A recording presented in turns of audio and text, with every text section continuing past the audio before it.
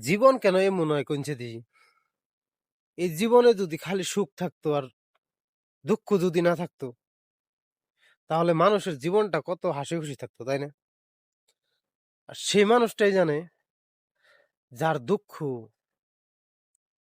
সেই মানুষটা জানে যার পারিবারিক অশান্তি, সে জানে কতটা কষ্ট এই জীবনে। জীবনটা আসলেই মানে একটা অদ্ভুত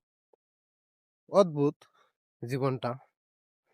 কারোর জীবনে অনেকই সুখ আছে, অনেকটাই সুখ আছে।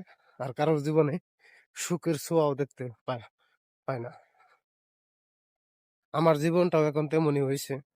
মানে সুখ কি বিলা বস্তু আমি পাইতেছি না। অনেকটাই মানে পরিস্থিতি এখন খারাপ যাচ্ছে। কাউকে বলতে পারতেছি না। কারণ বলবো কারে? বলার কোনো জায়গা নেই। আর যাকে বলি সেই মানে আরো বেশি আঘাত করে।